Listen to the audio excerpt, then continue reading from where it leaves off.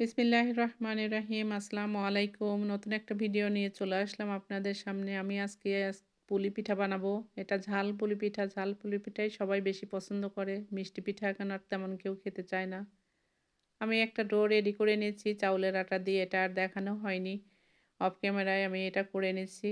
এখন আমি একটা রুটি বানিয়ে পিঠা বানাতে চলে যাচ্ছি। আটাটা সুন্দর করে মেখে নিতে হবে। মেখে নিয়ে আমি একটা আম লই করে নিলাম। করে নিয়ে এখন বড় করেই করে নিচ্ছি। এটা বড় করে বানালে তাড়াতাড়ি হবে। ছোট করে বানালে বারবার বানাতে হবে। এর জন্য আমি এখন একটা রুটি করে নিচ্ছি। রুটি করে লেচি কেটে নিব। এটা চারিদিকে একই সমানভাবে হতে হবে। একদিকে পাতলা একদিকে মোটা হলে হবে না। একবারে পাতলা করেও বেলতে হবে না, আবার একদম মোটা করেও বেলা যাবে না। আমি লেচি কেটে নিচ্ছি গ্লাস দিয়ে। কেউ কুকি কাটার দিয়েও কাটতে পারেন। যে যেটা খুশি। বড় করে চাইলে গ্লাস দিয়ে কেটে নেবেন। ছোট করে চাইলে কুকি কাটার দিয়ে কেটে নিবেন। আমি সবগুলো কেটে নিলাম। এই গ্লাস দিয়ে কেটে নেওয়া হয়েছে। সবগুলো একই সমান হয়ে গেছে। কেউ হাতেও বানায়। হাতে বানালে দেখা যায় যে একটা একরকম হয়, মোটা হয়, পাতলা হয়। এর জন্য আমি গ্লাস দিয়ে রুটি বেলেই করে নিছি।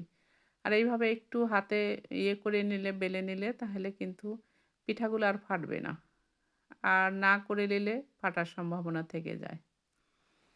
আমি মুরগির মাংস দিয়ে পিঠাগুলো বানিয়ে নিচ্ছি। মুরগির মাংস দিয়ে পিঠা বানালে সবাই খুব পছন্দ করে। আর পিঠা বানালে এটা আমার জমে থাকে না। সঙ্গেই ভাজা হয় আর খাওয়া হয়। এটা ঠান্ডা হলে বেশি ভালো লাগবে না। এটা কেউ দেখা যায় নরম করে ভেজে খায়, কেউ ক্রিসপি খায়, একজন একরকম খায়, বানায়ও দেওয়া হয় একজনের জন্য একরকম করে, যে যেটা পছন্দ করে। আমি ২ ভাবেই করে দেখাবো।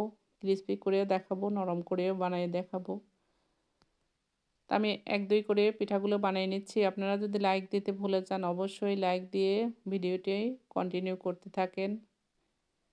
আমার পিঠাগুলো মোটামুটি অনেকগুলোই বানানো হয়েছে। এখন আমি ভাজার জন্য চলে যাচ্ছি। বাদবাকিটা আমি পরে বানিয়ে নেব।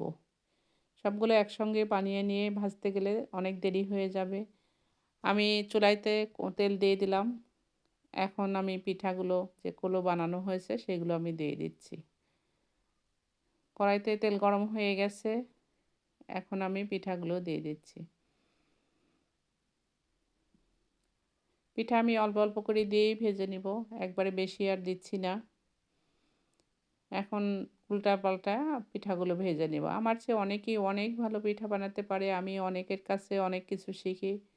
আমি যেটা পারি সেটাও আমি শেখানোর চেষ্টা করি। যদি ভালো লাগে তাহলে পাশে থাকবেন। দেখেন আমার পিঠা কিন্তু বানানো এটা হয়ে গেছে। আমি উল্টাপাল্টা ভেজে নিছি। এটা কিন্তু খুব ক্রিসপি হয়নি।